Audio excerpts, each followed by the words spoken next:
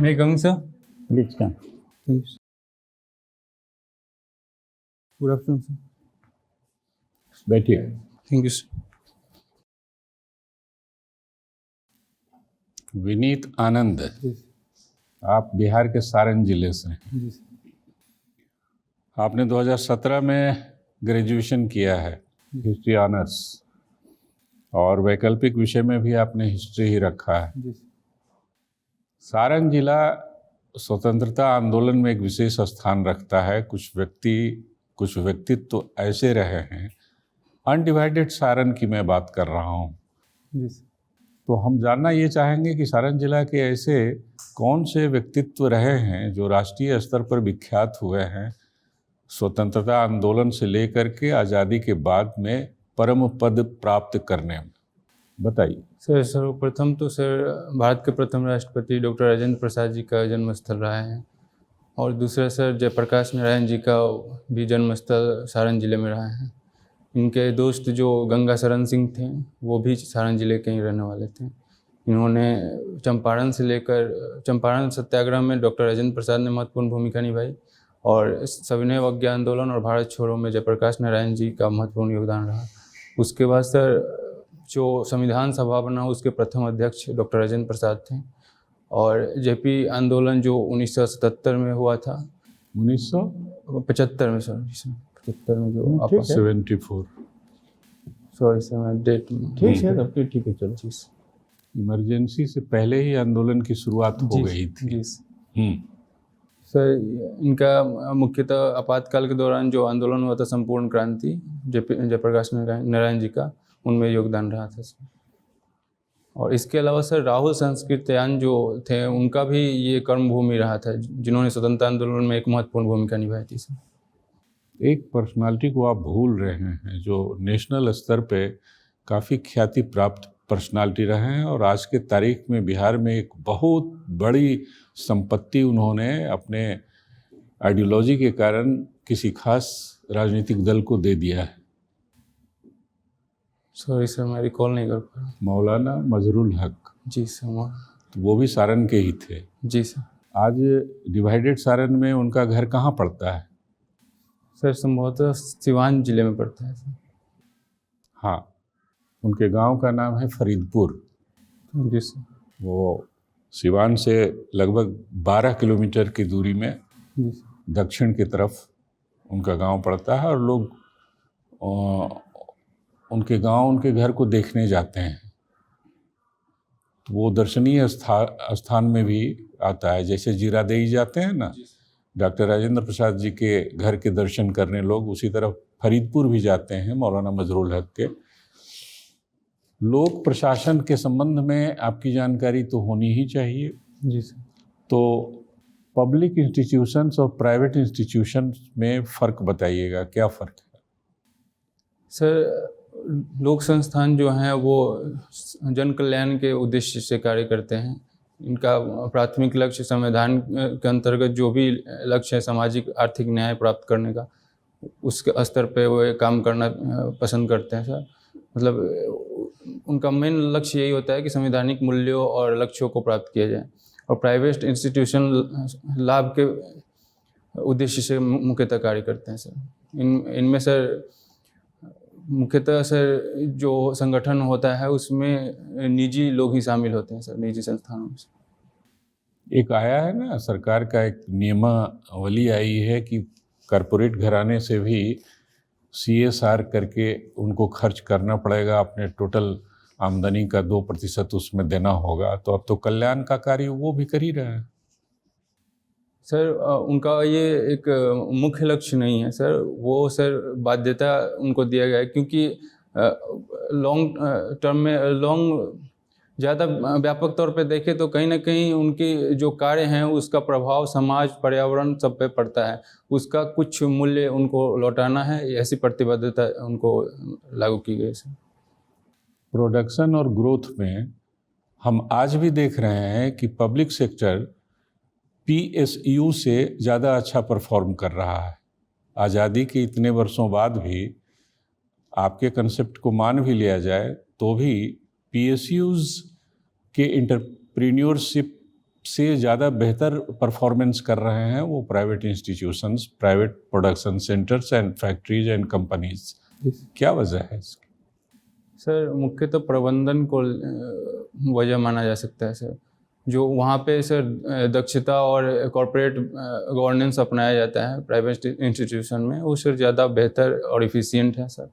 वैसा सर संगठन पे नियंत्रण और उस तरह की इफ़िशियंसी सर पब्लिक सेक्टर में नहीं देखी जाती है सर। पब्लिक सेक्टर में PSUs जो होते हैं, जी लगभग 100% PSUs के जो बॉस होते हैं, CEO और MD वगैरह, वो भारतीय प्रशासनिक सेवा के होते हैं। जिस सेवा के लिए आप परीक्षा दे रहे हैं अभी, आप उसमें जाना चाहते हैं, तो आप ये कहना चाहते हैं कि IAS लोग नकारा होते हैं और ये प्राइवेट सेक्टर वाले लोग ज़्यादा काबिल होते हैं?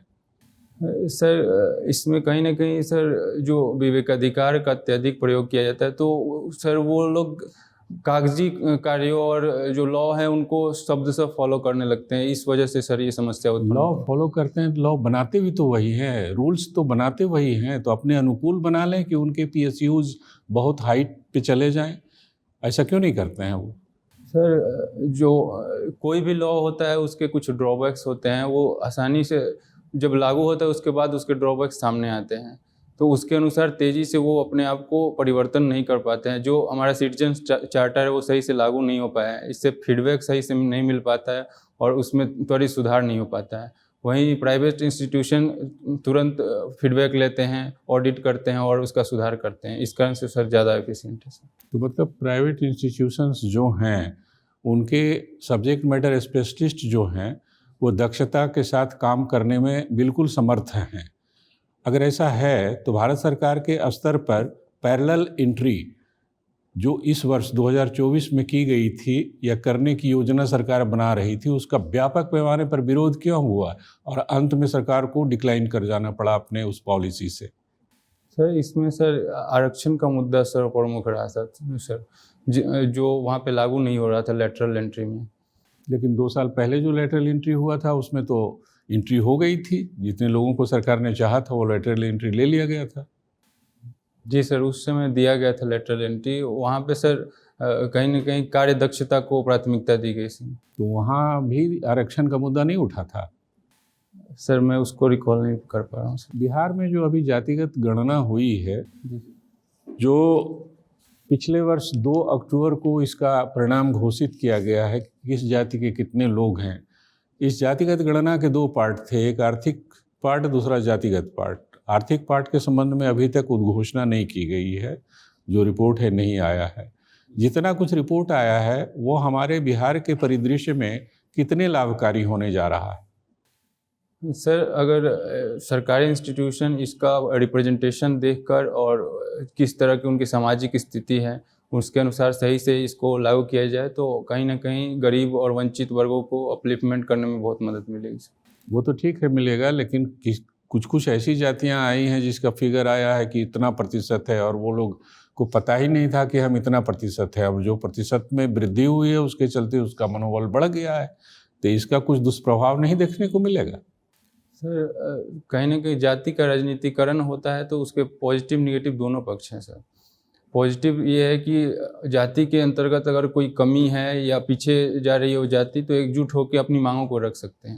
लेकिन सर नकारात्मक ये है कि इसका अत्यधिक राजनीतिकरण करके कहीं ना कहीं जो विकास का मुद्दा है उसको पीछे छोड़ दिया जाता है। तो सर दोनों सर पक्ष हैं इसके। Thank you. Vineet ji sir. आपने ग्रेजुएशन किया है 2017 में। जी सर। उसके बाद से आपने पढ़ाई छोड़ दी है? नहीं सर, मैं सिविल सर्विसेज की तैयारी के दौरान 2021 में मैंने BPSC का इंटरव्यू दिया था और 22 में मैंने UPSC का इंटरव्यू दिया था और साथ में सर सेल्फ एम्प्लॉयड हूँ और 1 वर्ष से sir post graduation Indira Gandhi मुक्त विद्यालय से कर रहा हूँ। कर रहे हैं अभी? जी सर। अच्छा, बहुत अच्छा। कहाँ एम्प्लॉयड थे आप? Self employed. सेल्फ में क्या करते हैं? ट्यूशन पढ़ाते सर। अच्छा, बहुत अच्छा। ट्यूशन यहाँ पटना में या? नहीं सर, दिल्ली में। दिल्ली में पढ़ाते हैं। यूनिवर्सिटी ऑफ दिल्ली से आपने ग्रेजुएशन किया है? किस कॉलेज से? श्यामलाल कॉलेज। ओके, बहुत अच्छा। आप ये बताएं कि मुग़ल काल में अकबर का रेवेन्यू लैंड रेवेन्यू पॉलिसी क्या था? सर इसमें 3-4 पॉलिसी उन्होंने अपनाई थी, जिसमें सर्वप्रमुख था आईने दशहाला पद्धति। हाँ, 10 साला पद्धति थी सर। अच्छा। उसमें सर 10 वर्षों का रेवेन्यू का औसत निकाला गया था और उसके आधार पर रेवेन्यू लगाया गया था। इसके अलावा सर कनकूत और नक्श और एक सर गलाबक्सी पद्धति थी, जिसके आधार पर भी रेवेन्यू वसूला जाता था। उनके फाइनेंस मिनिस्टर कौन थे? सर ज़्यादातर समय के लिए टोडरमल जी थे। अच्छा, बिहार का भी उन्होंने पैमाइश किया था? सर मैं रिकॉल नहीं कर। यहाँ बिहार का भी लैंड रेवेन्यू उन्होंने भी निर्धारित किया होगा। जी सर। क्या कंट्रीब्यूशन रहा अकबर का यहाँ का इंडिया का लैंड रेवेन्यू सिस्टम डेवलप करने में? संपूर्ण भारत में सर? संपूर्ण भारत में, बिहार के संदर्भ में बताएं कि। सर बिहार के संदर्भ में मैं रिकॉल नहीं कर पा रहा हूँ सर। बिहार का तो होगा, तो कोई यूपी का अलग तो होगा नहीं। उन्होंने जहाँ जहाँ अपना राज्य था वहाँ तो लागू किया होगा। जी सर। तो उसमें सर उन्होंने मुख्यतः पैमाइश की जो प्रणाली थी, उसमें जो पैमाना के तौर पे यूज होता था शेरशाह के समय में, उसमें सुधार किया था। उसमें जो रस्सी का प्रयोग होता था वो भीगने के कारण सिकुड़ जाती थी, तो उससे माप में गलती हो सकती थी सर। इसके अलावा सर उन्होंने उत्पादन वृद्धि के माध्यम से कर में वृद्धि करने का सोचा था। महलवारी सिस्टम क्या था? सर ये अंग्रेज़ों के द्वारा लाया गया था, जो उत्तर पश्चिमी प्रांत था और कुछ मुंबई के क्षेत्र, बम्बई के क्षेत्र थे, वहाँ पे ये लागू किया गया था। इसके अंतर्गत सर पूरे गांव से एक साथ लैंड रेवेन्यू वसूला जाता था सर। और मनसबदारी सिस्टम? सर ये मुगल काल की एक प्रशासनिक और सैन्य व्यवस्था थी, जिसके माध्यम से मनसबों को जागीर दिया जाता था। उसके माध्यम से उनसे सैन्य सहायता और कानून व्यवस्था लागू करने की अपेक्षा की जाती थी। कौन था इसका थोड़ा डिटेल में बताएं, कौन था प्रणेता इसका? सर अकबर थे। तो क्या था मनसब का मतलब क्या हुआ? मनसब सर एक पद से संबंधित था, जिसमें जात और सवार होते थे। जात मनसब का हायरार्की तय करता था और सवार जितने घुड़सवारों की संख्या होती थी वो निर्धारित होता था। तो क्या इसमें मैंने अकबर की क्या मंशा थी, क्या पर्पस वो सॉल्व हुआ उसका? सर इससे एक तो जो साम्राज्य विस्तार था वो संभव हो पाया, और दूसरा सर पूरे जो सीमांत क्षेत्र थे वहाँ पे उनका बेहतर नियंत्रण हो पाया था। कभी कभी होता था कि मनसबदारी की वजह से जो है बहुत से लैंड लॉर्ड्स थे या छोटे राजा थे, वो यदाकदा विद्रोह भी कर देते थे। तो अक्सर ऐसा होता था कि सेना भी उन्हीं के पास रहती थी। और अकबर की चालाकी थी कि हम सेना का भी भार हमको ना पड़े और मेरा सेना पूरे ऑल ओवर स्टेट में रहे, और हमको ज़रूरत पड़े तो कहीं से भी मंगा लें। यही पर्पस था ना? जी सर। तो इसका उसको कभी कभी जो है अकबर के समय में ठीक रहा, लेकिन आने वाले दिनों में धीरे धीरे जो है राजशाही बढ़ती गई, और औरंगजेब के बाद तो फिर जो है, तो मनसबदारी को आप मानते हैं कि मुग़ल जो साम्राज्य था उसके पतन में एक कारण था? सर औरंगजेब के काल तक आते आते मनसब व्यवस्था में कुछ समस्याएं आ गई, खासकर जब दक्कन का उन्होंने अधिग्रहण करना चाहा तो वहाँ से बहुत सारे संख्या में मनसब तो आ गए, लेकिन उस अनुसार क्षेत्र का विस्तार नहीं हुआ, जिसके कारण पर्याप्त मात्रा में जागीर नहीं दी जा सकी। सर इसके अलावा एक समस्या ये था कि जो उन्होंने लैंड रेवेन्यू निर्धारित किया था वो वास्तव में प्राप्त नहीं हो पाता था। इस कारण से बहुत से मनसब नाराज रहने लगे और कभी कभी उन्होंने स्वायत्त रूप से विद्रोह भी किया सर। अच्छा, एक आइलैंड को अभी ब्रिटिश गवर्नमेंट ने किसी दूसरे देश को दिया है, तो आइलैंड का क्या नाम है, उसका क्या महत्व है? सर संभवतः ये मॉरिशस का आइलैंड है, मैं सर रिकॉल नहीं कर पा रहा हूँ एग्जैक्ट नेम सर। अच्छा, इंडियन ओशन का क्या महत्व है इंडिया के सिक्योरिटी को देखते हुए? सर इंडियन ओशन से भारत का 95% व्यापार होता है, और सर ऊर्जा सुरक्षा के दृष्टिकोण से भी ये क्षेत्र जो भूमध्य सागर से आता है और एक सर पर्शियन गल्फ से आता है, ये दोनों के लिए, दोनों ज़रूरतों के लिए ये क्षेत्र भारत के लिए महत्वपूर्ण है। इसके अलावा सर सागर नीति और पड़ोस प्रथम की नीति के लिए संपूर्ण इंडियन ओशियन का अपना महत्व है सर।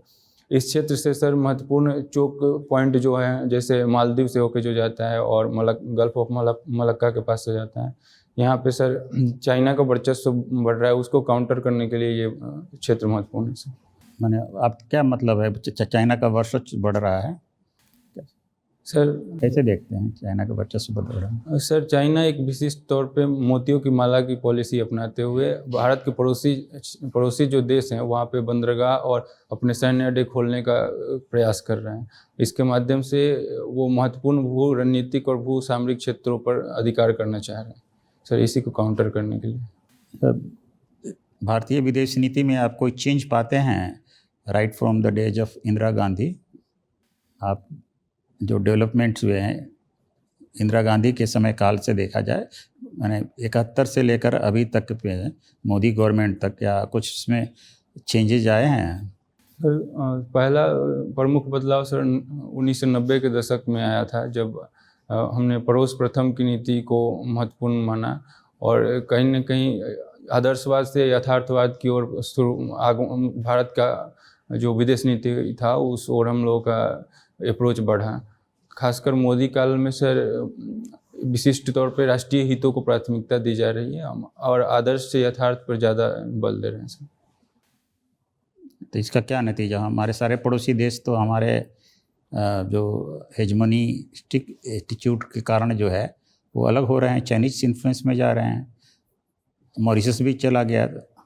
सर जो ये इन्फ्लुएंस था वो धीरे धीरे उन लोगों को भी एहसास हो रहा है। जैसे sir Maldives India out campaign के थ्रू उन्होंने वहाँ पे सत्ता प्राप्त कर लिया, लेकिन उनको रियलाइज हुआ कि भारत के बिना वहाँ अच्छे तरह से शासन व्यवस्था का संचालन नहीं हो सकता है। निकटस्थ पड़ोसी है, आपदा और सभी आवश्यक मूलभूत आवश्यकताओं की पूर्ति के लिए भारत प्रथम सहयोगी रहा है। तो कहीं ना कहीं श्रीलंका हो या मालदीव हो, ऐसे देश वापस से भले ही शुरू में नीति भारत के अगेंस्ट अपना रहे थे, लेकिन उन्होंने रियलाइज़ किया है कि भारत कितना महत्वपूर्ण है। वो कहीं ना कहीं चीन से ज़्यादा महत्वपूर्ण भारत है उन लोगों के लिए। भारत क्वेड का नाम सुना? क्वेड, जी क्वेड क्या है और उसका क्या भारत के लिए महत्व है? सर ये एक रणनीतिक संगठन है। 4 देश हैं इसमें शामिल, जापान, USA, इंडिया और ऑस्ट्रेलिया। इसका सर मुख्य लक्ष्य मुक्त, खुला और समावेशी हिंद प्रशांत क्षेत्र की स्थापना करना है। सर इसमें जो वैश्विक व्यवसाय चल रहा है उसको नियम आधारित बनाना है और चीन का जो अपारदर्शी नीति चल रहा है, ऋण जाल की पॉलिसी और आक्रामक नीति, उसको सर काउंटर करने के लिए बनाएंगे। आसियान क्या है? अभी कहाँ इसकी बैठक हुई थी? सर लाओस PDR में इसकी बैठक हुई थी सर। ये सर दक्षिण पूर्व के 10 देशों का एक संगठन है जो मुख्यतः राजनीतिक, आर्थिक और सांस्कृतिक उद्देश्यों से बनाया गया है। तो यूरोपियन यूनियन में और आसियान में और सार्क में क्या अंतर देखते हैं? यूरोपियन यूनियन जानते हैं क्या है? पहले बताइए क्या है। सर ये यूरोपीय देशों का एक राजनीतिक और आर्थिक संगठन है सर। इसे मान लीजिए कोई कंट्री यूरोपियन यूनियन में शामिल होता है तो क्या होता है उसका असर? सर इसमें सर सुरक्षा के साथ साथ आर्थिक जो FTA प्रक्रिया है वो ओपन तरीके से होती है सर। इसमें सुरक्षा तो इसका विषय ही नहीं है। जी सर, सुरक्षा तो नाटो का है उसके लिए। जी सर, ये मुख्यतः सर राजनीतिक और आर्थिक उद्देश्य से सर बनाया गया। मैंने इकोनॉमिक कोऑपरेशन के लिए। जी। और सिमिलरली ये आसियान का भी है। जी। उन्होंने भी एक ट्रेड फ्री एरिया अपने जितने कंट्री मेंबर है, कितने मेंबर कंट्रीज हैं? 10 मेंबर। आसियान 10। 11वां कौन होने वाला है? Sorry sir. भारत क्यों नहीं मेंबर है उसका? सर भारत न तो उस क्षेत्र में है और न ही उन उद्देश्यों से संबंधित है जो आपस में वे राष्ट्र जिस उद्देश्य से बनाए गए हैं भारत का, बल्कि सर आसियान के साथ अपना शिखर वार्ता होता है और ईस्ट एशिया समिट है उसका भागीदार है। फिर हमारे प्रधानमंत्री वहाँ गए थे अभी, हाँ परसों लौटे हैं। वहाँ के जो बैठक में भाग लिए उन्होंने जी। तो जब मेंबर नहीं है तो फिर भाग लेने, आपने कहा कि इससे मतलब नहीं है। कैसे मतलब नहीं है? सर जो वहाँ का क्षेत्रीय जो उद्देश्य संगठन बनाया गया है उसका भारत के साथ शिखर वार्ता प्रत्येक वर्ष होता है आसियान के साथ साथ सर। तो कहीं ना कहीं मतलब भारत एक द्विपक्षीय वार्ता की जगह पर पूरे संगठन के साथ अपने संपर्क साधता है और विदेश नीति को अंजाम देता है सर आसियान क्षेत्र में। नहीं, एक यूरोपियन पार्लियामेंट है ना? क्या है इसका? यूरोपियन पार्लियामेंट किस देश का पार्लियामेंट है? सर ये तो पूरे यूरोपीय देशों का राजनीतिक संगठन है सर, सभी देशों के प्रतिनिधि इसमें शामिल हैं। सभी देशों का, यूरोप में जितने भी हैं सर अधिकांश देशों का उसमें सर। अधिकांश नंबर बताइए और किससे रिलेटेड है? 29 सर कंट्रीज अभी हैं यूरोपियन पार्लियामेंट से। ये economic community, European economic community नाम था, जो अब नाम है यूरोपियन यूनियन। जी सर। तो इसका जो से हम लोग के यहाँ पार्लियामेंट है, उसी तरह का पार्लियामेंट है यूरोपियन यूनियन, और ये डायरेक्टली इलेक्टेड होता है जो मेंबर स्टेट्स हैं उनके, और वही मेंबर स्टेट्स हैं जो कि यूरोपियन यूनियन के हैं, other can not be. Okay देखूँगा सर जाके। बिहार का जो एग्रीकल्चर सेक्टर है उस पर ज़्यादा रिलायंस है, फिर भी हम लोग जो है क्यों नहीं कोप अप कर रहे हैं अपने प्रोग्रेस से? एग्रीकल्चर सेक्टर में प्रोग्रेस क्यों नहीं हो रहा है या संपूर्ण सर? एग्रीकल्चर में सर हमारे यहाँ की जो कृषि है सर, जीवन निर्वाह कृषि है मुख्यतः, इस पे ज़्यादा जनसंख्या की निर्भरता है, उस अनुपात में सर उत्पादकता नहीं है सर। यहाँ पे सर डेंसिटी ज़्यादा है और उस अनुपात में सर लैंड का कंसोलिडेशन नहीं हुआ है सर। हरित क्रांति की भी यहाँ पे पर्याप्त सफलता नहीं मिल पाई थी सर, इस कारण से यहाँ पे सर उत्पादकता और उत्पादन दोनों ही कम है सर। ओके।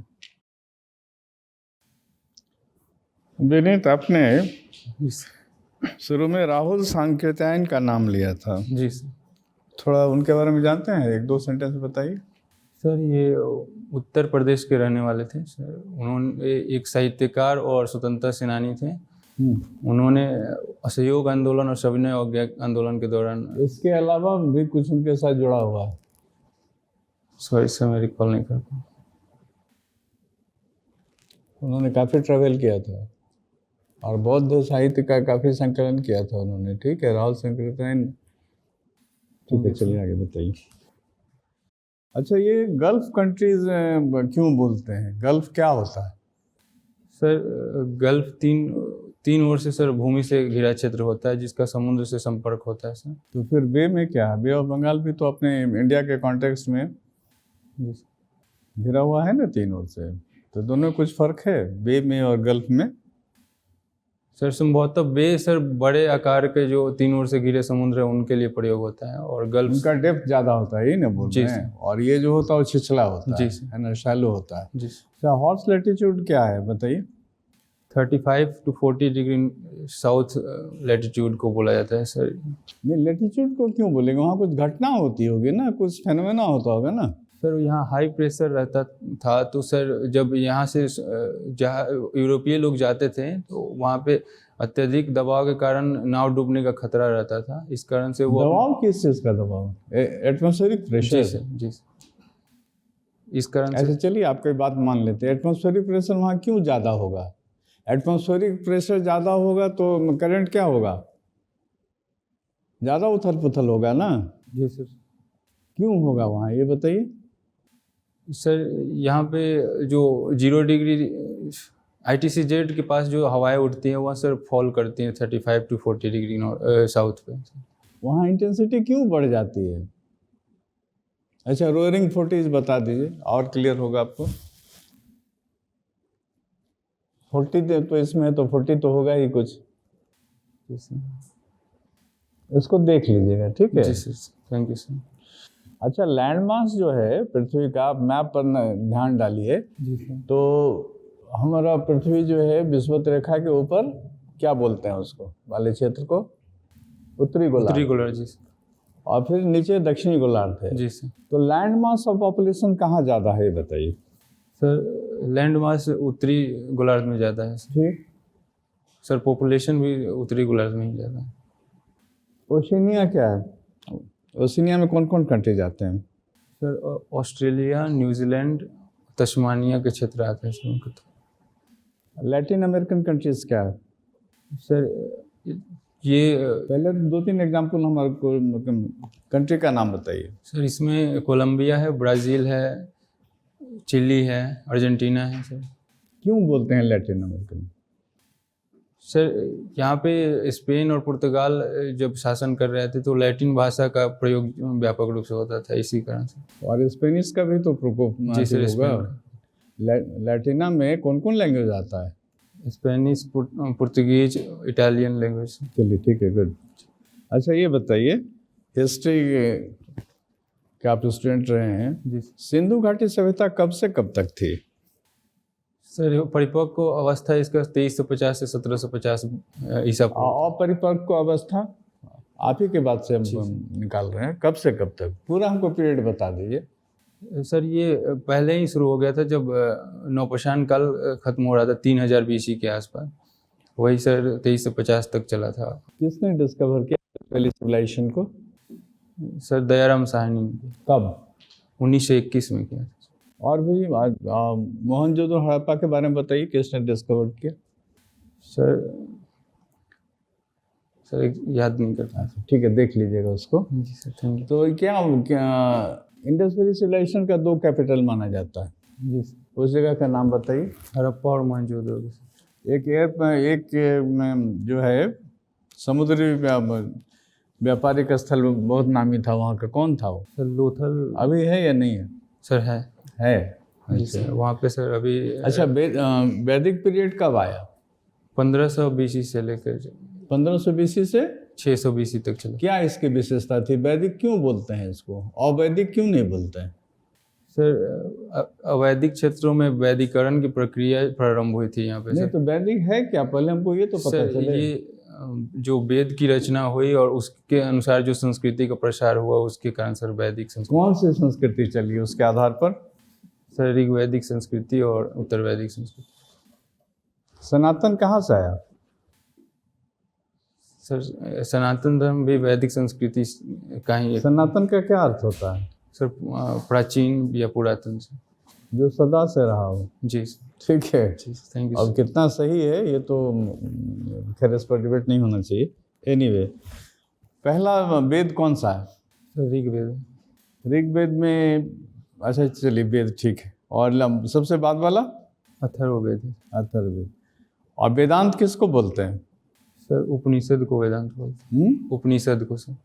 उपनिषद को वेदांत बोलेंगे? सर जो रचना जरूरी है, वेद से रिलेटेड है, ठीक है जी। इसको देख लीजिए। ठीक है आपका answer, but is not very correct. अच्छा जरा हिस्ट्री को बांट के बताइए तो हमको, हम लोग जिस ढंग से पढ़ते हैं हिस्ट्री को, जी सर। उसको कौन से पीरियड में बोलते हैं, कब से कब तक रहा है ये पीरियड? सर प्राचीन काल ठीक है, लाखों वर्ष पहले शुरू हुआ था सर, जो लगभग 750 AD तक माना जाता है सर। 750 से लेके सर 1757 तक मध्यकाल माना जाता है सर। कहाँ से कहाँ तक? सर 750 AD से लेकर 1757 तक सर। 1757 क्यों वहाँ पर है? क्यों माने वो टर्निंग पॉइंट क्यों है या रेफरेंस पॉइंट क्यों है? सर प्लासी के युद्ध के कारण सर उसको टर्निंग पॉइंट माना गया है सर। प्लासी का युद्ध किसके किसके बीच हुआ था? सर बंगाल के नवाब सिराजुद्दौला और अंग्रेजी कंपनी ईस्ट इंडिया कंपनी के साथ। उनके साथ और भी कोई थे सिराजुद्दौला के साथ? सर उनके अपने मंत्री जो मीर जाफर थे और उनके जो बैंकर्स थे राय दुर्लभ, ये सब उनके पक्ष में दिखावा कर रहे थे, लेकिन वो अंग्रेजों की तरफ से लड़ रहे थे। इस वार का क्या इफेक्ट हुआ इंडिया पे, भारत पे? पहली बार राजनीतिक शक्ति के रूप में ईस्ट इंडिया कंपनी स्थापित हुई थी सर। पहला राजधानी उन्होंने कहाँ बनाया? पहला सर राजधानी, हाँ कहाँ बनाया? Sorry sir recall. अच्छा, दिल्ली कैपिटल शिफ्ट हुआ कब हुआ? सर 1912 में हुआ था सर। कहीं से हुआ होगा ना? जिस कोलकाता से हुआ था। ऑब्वियसली कलकत्ता के पास लड़ाई हुई तो वहीं उन्होंने पहला कैपिटल बनाया होगा अपना। It's common sense. ठीक है, डॉक्ट्रिन ऑफ लैप्स क्या है? सर ये लॉर्ड डलहौजी के द्वारा लाया गया था। इसके माध्यम से सर कुप्रशासन या जो भी उत्तराधिकार से, अगर वैध उत्तराधिकार किसी शासक के पास नहीं रहता था तो उसके क्षेत्र पर। वैध आप किसको बोलते हैं?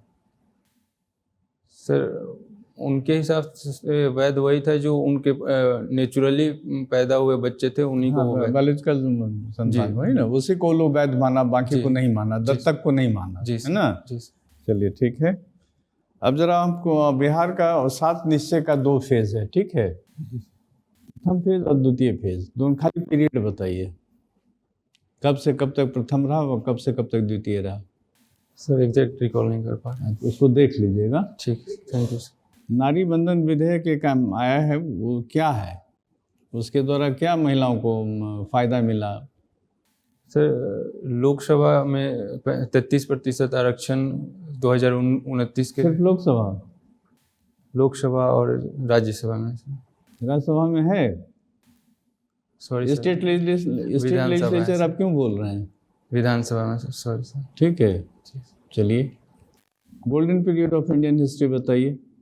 सर जो स्वर्ण युग कहा गया है वो मुख्यतः गुप्त काल के लिए कहा गया है सर। ठीक है। लेकिन सर गुप्त काल का जो केवल आर्ट एंड आर्किटेक्चर का क्षेत्र था वहाँ पे समृद्धि थी, आम लोगों के बीच वो समृद्धि नहीं फैली थी। इस कारण से पूर्ण रूप से उसे स्वर्ण काल कहना सही नहीं रहेगा। तो किसको स्वर्ण काल कहना सही है आपके हिसाब से? सर ऐसा कोई काल नहीं हुआ है जिसमें सभी वर्गों को समाहित करके उनका समृद्धि सुनिश्चित किया गया। तो आप कौन होते हैं ये डिटरमिन करने वाले कि आर्थिक नहीं था तो इसलिए हम नहीं मानेंगे? सर मैं आर्थिक नहीं बोल रहा, मैं सभी वर्गों का समावेशी विकास। नहीं तो कहीं लिखा हुआ नहीं है, that is not the standard. History ने माना है तो टेल सिंपल थिंग्स, है ना। यहाँ वाद विवाद में हम लोग नहीं है ना जी, उसकी ज़रूरत नहीं है। It will go against you, ज़्यादा नहीं बताने की ज़रूरत। बस जो पीरियड है कहाँ से कहाँ तक है और क्या कारण थे, दैट्स ऑल। ठीक है, और उस पर क्रिटिसिज्म एनालिसिस नहीं करना है, ठीक है ना। इंटरव्यू में तो पर्टिकुलर नहीं करना, वैसे आप कीजिए, वो अलग बात है। नालंदा यूनिवर्सिटी की स्थापना कब हुई थी? सर 527 एडी में, 427 एडी में हुआ था सर। किसने किया था? कुमारगुप्त ने किया था। अच्छा, पाटलिपुत्र की स्थापना किसने की? सर उदयन ने किया था। आप हिस्ट्री के स्टूडेंट हैं, you should be very particular about that. Udayan ने शिफ्ट किया था कैपिटल, इसका मतलब यहाँ पहले से बसा हुआ था ये। अजात शत्रु के समय एक राजधानी, एक महत्वपूर्ण क्षेत्र के रूप में इसे स्वीकार किया था। तो ठीक है, तो उसने ही एस्टेब्लिश किया इसको। यहाँ राजधानी लाने का उद्देश्य क्या था? सॉरी सर, बिहार का जीडीपी क्या कंपोनेंट्स बताइए, फिगर हम नहीं पूछ रहे हैं, और कितना कंट्रीब्यूशन है? सर कृषि क्षेत्र का लगभग 25% कंट्रीब्यूशन है सर। मैन्युफैक्चरिंग का 15% है, और जो सेवा क्षेत्र है उसका 60% है। इसको थोड़ा ठीक कर लीजिएगा, ठीक है। 25 नहीं है कृषि का, कृषि 25 रहता तो बहुत हो जाता, ठीक है। इसको देख लीजिएगा, है ना। दक्षिण बिहार में कितने जिले हैं? सर एग्जैक्ट सर याद नहीं है सर। उत्तर बिहार में कितने हैं? Sorry sir. बिहार में कितने हैं? 38 सर। इसको एक का भी आप याद रख लीजिएगा तो दूसरे का भी याद हो जाएगा ना। जी सर। तो 3 क्वेश्चन इसमें बनता है, तो तीनों क्वेश्चन का आप जवाब दे देंगे। जी ठीक है, तो इट्स वेरी सिंपल, 1 मिनट का है, देख लीजिएगा, ठीक है ना। अच्छा चलिए, फंडामेंटल राइट्स कितने हैं? सर 5 है सर। कहाँ से कहाँ तक आर्टिकल में? सर आर्टिकल 14 से 32 तक। इसको भी देखेंगे आप? ऐसे 35 तक, सॉरी सर। 14 भी गलत है, ठीक है। कहाँ जहाँ से शुरू होता है वो जान लीजिए। 12 से हाँ ठीक है ना, उसको देख लीजिएगा। रिट्स कितने तरह का होता है? हाई कोर्ट में रिट हम लोग फाइल करते हैं ना। हाँ, फलना बना फलना। तो बताइए, अच्छा रिट बताइए किसके अगेंस्ट होता है इन जनरल? सर मुख्यतः सार्वजनिक संस्थाओं के, और कभी कभी सर निजी व्यक्तियों के खिलाफ भी होता है, और कुछ अधीनस्थ न्यायालयों के खिलाफ। रिट में पहला पार्टी, जो पार्टी बनता है पहला, कौन होता है? Sir government. तो किसके खिलाफ रिट हुआ? गवर्नमेंट के खिलाफ हुआ। तो मोस्टली गवर्नमेंट के खिलाफ ही है, मोस्टली को ऑलमोस्ट गवर्नमेंट के खिलाफ है, होता है, ठीक है। अब कितने तरह का होता है ये नहीं मालूम आपको? सर संभवतः 5 प्रकार का होता है। बोलिए, संभवतः क्या? You should be very sure. 5 ही होता है, दैट्स ट्रू। परमादेश, प्रतिषेध, उत्प्रेषण, अधिकार परीक्षा, और सर एक प्रतिषेध सर। ठीक है, उसको आप देख लीजिएगा, क्या कि इसको एक्सप्लेन करने के लिए भी आपसे कहा जा सकता है ना, क्या कि बहुत इंपॉर्टेंट है, आपकी लिबर्टी से जुड़ा हुआ। अच्छा, सुप्रीम कोर्ट में भी हम रिट डायरेक्ट फाइल कर सकते हैं, किस चीज़ के हनन के लिए? अनुच्छेद 32 का उल्लंघन होता है तब से। क्या 32 का उल्लंघन? 32 के तहत कर सकते हैं। जी सर। 32 का उल्लंघन देखने वाली तो सरकार देखेगी ना। जी सर। लेकिन जब तो 32 के तहत आप फाइल कर सकते हैं, ये करेक्ट आंसर है। लेकिन किस चीज़ के लिए फाइल करेंगे? सर मूल अधिकारों के उल्लंघन। हाँ, yes, this is the correct. ठीक है सर। विनीत, आपका इंटरव्यू आधे घंटे के लगभग में यहाँ चला है। Thank you sir. हम पैनलिस्ट आपके बारे में एक राय कायम कर लेते हैं और फिर आपको बुलाकर आपको फीडबैक देंगे, कुछ सजेशन देंगे। आप 1 मिनट बाहर वेट कर लीजिए, फिर कॉल करते हैं। Thank you sir.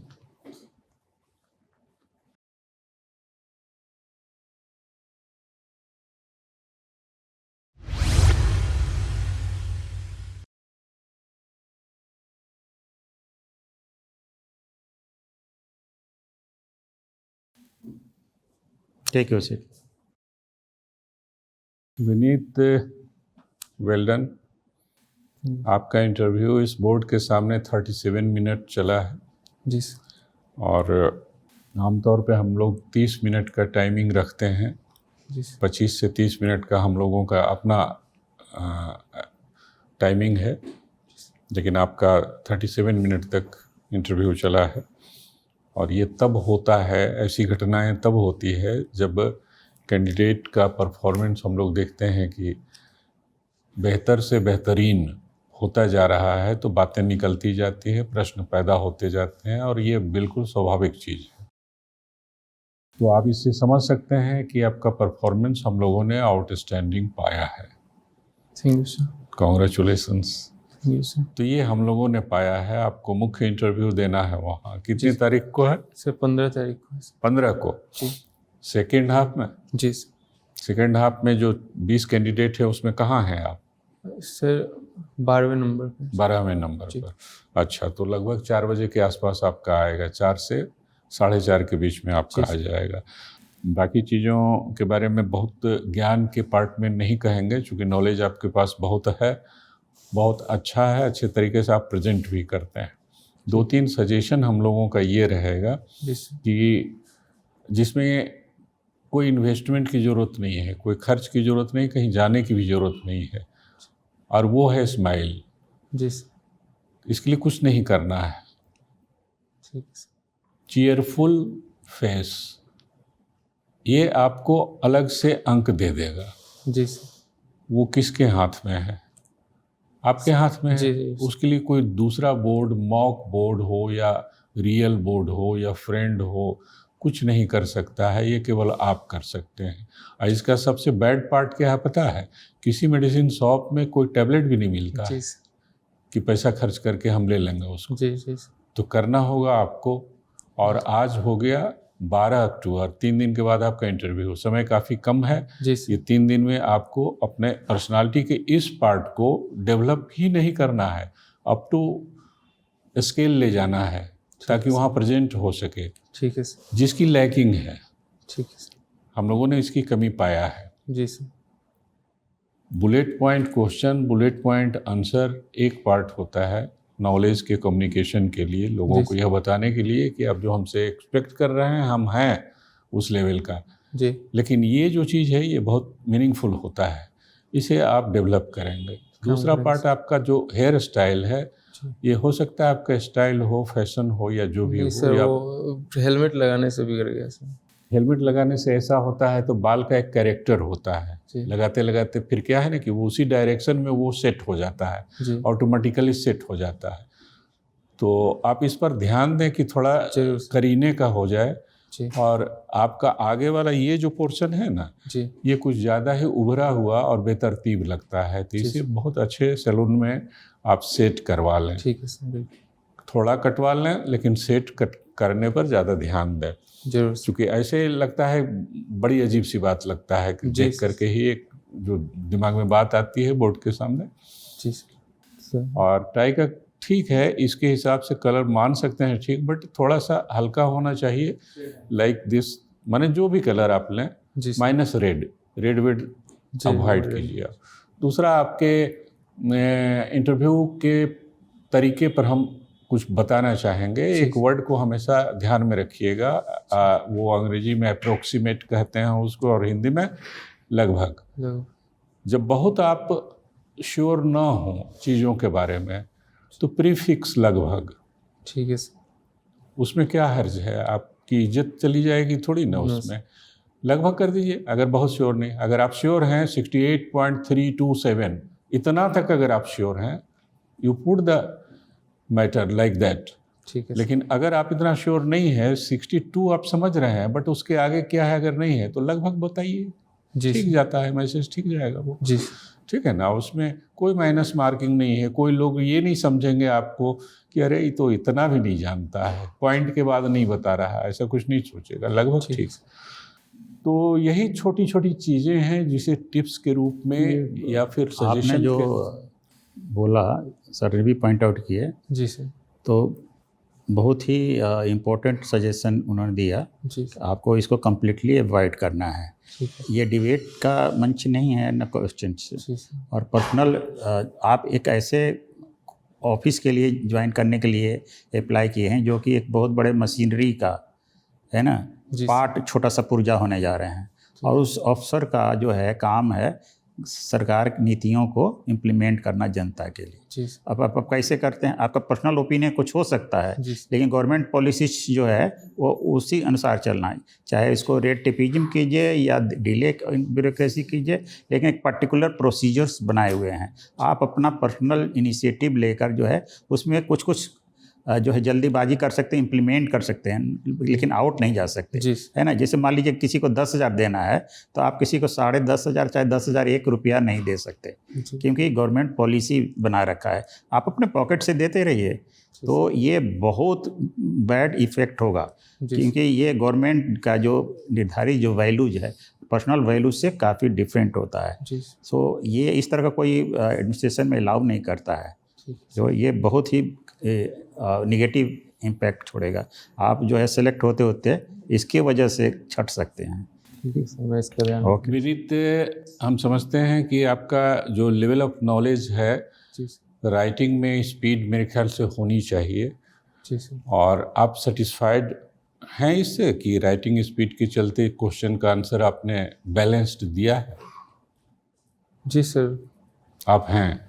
जी सर तो अगर आप संतुष्ट हैं, उस लेवल पे आप संतुष्ट हैं डिस्क्रिप्टिव आंसर में, तब आपको रिटन में अच्छे अंक निश्चित रूप से प्राप्त होंगे। जी सर और इंटरव्यू में तो आप आउटस्टैंडिंग करने ही जा रहे हैं, ये हम लोग कह सकते हैं। और अंतिम चयन सूची जिसे कहते हैं उसमें आप आने जा रहे हैं, निश्चित रूप से आने जा रहे हैं। और जो इंक्लिनेशन आपके विचारधारा की हमें जो देखने को मिली है, उस हिसाब से आपका चयन अगर DYSP के लिए होता है तो आप अपने क्षेत्र में एक मिसाल कायम करेंगे, ऐसा हमें उम्मीद है। वो राज्य के लिए बहुत कल्याणकारी होने जा रहा है, ऐसी संभावना हम व्यक्त करते हैं।